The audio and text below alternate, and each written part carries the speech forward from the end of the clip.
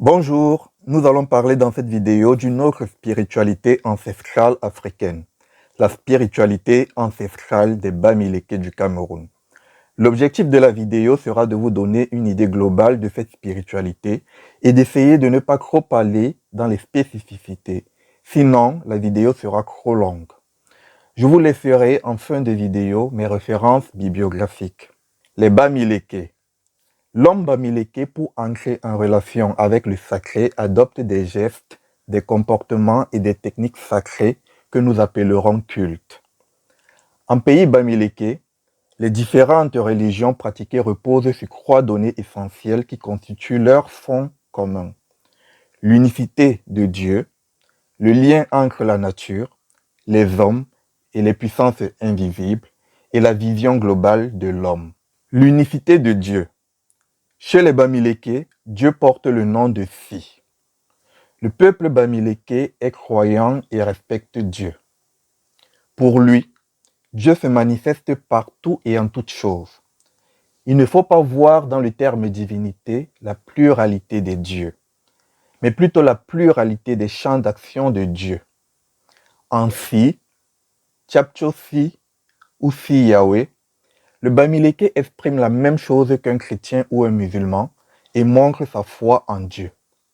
Si nous poussons l'étude plus loin, nous constatons que pour le Bamileke, Dieu est en effet un concept qui cache ses différentes qualités. Ainsi, Dieu est tour à tour le maître suprême de l'humanité, la source de vie, l'inchangeable. Lien entre la nature, les hommes et les puissances invisibles. Chez les Bamileke et chez la plupart des peuples africains, les éléments de la nature ont une grande importance dans le culte. Le soleil, la pluie, la terre, la lune, la forêt, le rocher sont à la fois des abris de divinité et les supports naturels de la force vitale. Mais on a souvent tendance à penser que les Bamileke adorent ces abris ou ces esprits de force vitale. Il n'en est pas question. Ces entités sont tout simplement vénérées parce qu'elles contribuent à accroître la puissance vitale. Ainsi, le lien est étroit entre la nature, l'homme et les divinités. La vision globale de l'homme. Chez les Bamileke, la vision globale de l'homme est à la fois dualiste et vitaliste.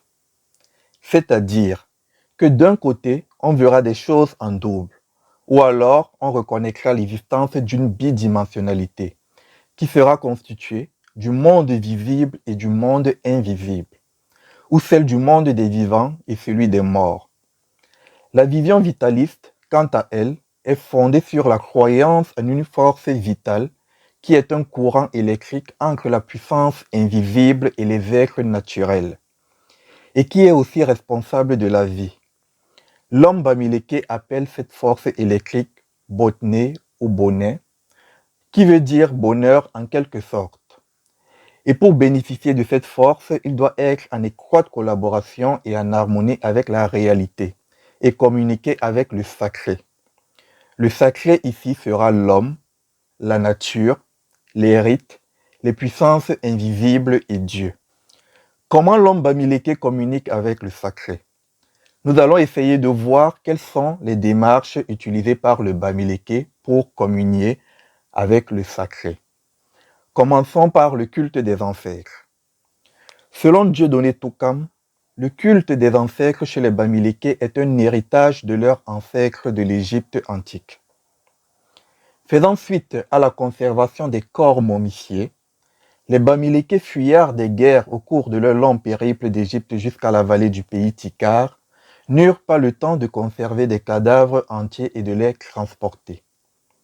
Pour transporter facilement les restes de leurs parents, grands-parents et arrière-grands-parents en temps de guerre, ce peuple eut la géniale idée de conserver que les têtes des morts et d'enterrer le reste. C'est ainsi que chacun devait garder la tête momifiée de ses aïeux dans des jarres, à enterrer dans un coin de la maison pour attendre une éventuelle fuite consécutive à une guerre perdue ou autre catastrophe majeure. Depuis lors, les Bamileke n'ont jamais abandonné ce secret de leur civilisation millénaire. Le culte des ancêtres est donc la démarche religieuse la plus sollicitée en pays bamiléké. Dans chaque famille, les ancêtres sont vénérés et le culte qu'on leur agresse s'agresse en principe à Dieu, le Dieu suprême. Ils vont de ce fait être des points de relais dans le culte. Selon Dieudonné Toukam, le culte des ancêtres chez les Bamilékés se fonde sur la volonté du Bamiléké de prolonger son amour à l'égard de ses parents et de ses aïeux. De plus, grâce à un médium, ou au songe par exemple, les morts communiquent avec leurs familles restées sur terre. Ils envoient des messages et donnent des solutions aux problèmes difficiles à résoudre. Ils indiquent aussi la cachette d'un objet de valeur ou d'une somme d'argent. Ils peuvent aussi guider ou réprimander d'un mauvais comportement. Selon Emmanuel Ngomsi, le culte adressé à Dieu à travers les ancêtres est basé sur la croyance que les morts ont une possibilité d'action sur les vivants, qu'ils collaborent avec Dieu et que pour se solliciter leur grâce, il faut leur offrir des offrandes. En théorie, selon Emmanuel Ngomsi, les crânes des morts sont recueillis à plusieurs années après le décès et enterrés à faible profondeur dans la maison qu'occupe l'héritier du dit ancêtre. Ça, c'est la théorie. Mais il s'avère qu'en pratique, la période pour recueillir les crânes est variable. Le culte des divinités. C'est le culte rendu aux génies et aux dieux secondaires dans des sanctuaires, des sites ou des lieux sacrés. C'est aussi le culte lié à la manipulation des esprits ou des forces spirituelles par des puissants dignitaires. Les différents êtres spirituels qui peuplent le culte des divinités ne sont pas visibles aux yeux des non-initiés. S'agissant du culte rendu aux divinités, notons que les Bamilékés croient à l'existence au rôle néfaste de certains esprits, génies et dieux secondaires qui s'abritent généralement dans des arbres, mais qui peuvent revenir dans des concessions familiales et s'aimer du désordre. Cependant, toutes les grandes familles des chefferies Bamilékés possèdent devant ou derrière leur concession l'arbre à génie des fils et des filles de la concession. Et lorsqu'un fils ou une fille tombe gravement malade, alors intervient au pied de cet arbre le rite du lavage du malade. Le rite du lavage du malade est pratiqué par le patriarche ou son successeur, ou encore par un être, un prêtre suivant les recommandations d'un devin qu'on a consulté auparavant. Le culte du totem. Ce culte est en effet réalisé par une seule catégorie de personnes, à savoir les notables des chefferies ou des personnes âgées ne pouvant plus procréer. Le totémisme en pays bamiléké apparaît comme un lien, voire une filiation entre l'homme et sa doublure. La doublure ici est l'animal totem.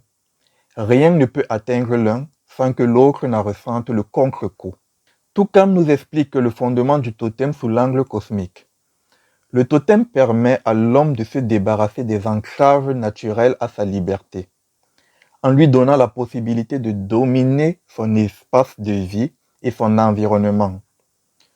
Nous allons expliquer, en donnant des exemples, ce que veut dire Toukam. Par exemple, l'homme pourra traverser un fleuve dépourvu de pont, car son totem lui donnera la possibilité de le faire. Si l'homme ne peut pas affronter le feu, son totem lui donnera le pouvoir d'y parvenir. Si l'homme ne peut pas accéder aux plantes invisibles, son totem lui donnera le pouvoir de discerner le visible et l'invisible. Si l'homme a des difficultés de manière générale, son totem lui apportera des solutions. Le totémisme chez les Bamilékés s'agresse aux dirigeants du pouvoir traditionnel. Ils sont les seuls à avoir accès à ce secret. On n'offre pas un totem à n'importe qui. C'est la propriété des notables, du chef, des sous-chefs, des reines et de certains princes. Par ailleurs, hormis certaines sociétés secrètes où le totémisme de chaque membre est obligatoire, la décision d'en parler est strictement personnelle. Cependant, il peut y arriver qu'on prenne le totem d'une personne contre son gré. Cela arrive chez les personnes qu'on veut bien punir. Qui donne donc le totem? C'est le Conseil suprême des notables lors des rites classés secrets. La totémisation du chef supérieur ou d'un sous-chef est réalisée au cours de son séjour au Lakam. Le Lakam est un stage ou un rite d'initiation des chefs, des sous-chefs et des notables bamileke. Les totems que l'on va par exemple retrouver dans ce culte sont le lion, qui est généralement l'animal totem du chef supérieur, mais peuvent également figurer la panthère, le léopard ou tout autre félin. Zaché Claude Fanny, un notable prince de Mbouda, nous explique l'avantage du totémisme. Selon lui, l'avantage ou les vertus du totémisme permettent de se prémunir, de connaître et d'anticiper ce qui va arriver. Il nous explique aussi qu'à l'époque ancestrale, les totems étaient utilisés dans les combats. Par exemple, on envoyait à l'adversaire des abeilles, des buffles et même des panthères. D'un autre côté, Toukam nous parle d'autres vertus du totémisme. Il nous dit que cette pratique a permis à certaines chefferies de livrer, voire de gagner des batailles contre leurs adversaires.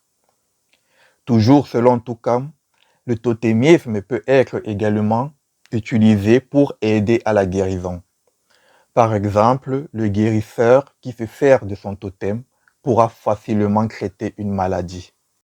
Le culte des fétiches. Petite info, dans certaines parties de l'Afrique, le terme fétiche n'est pas très apprécié. Pourquoi?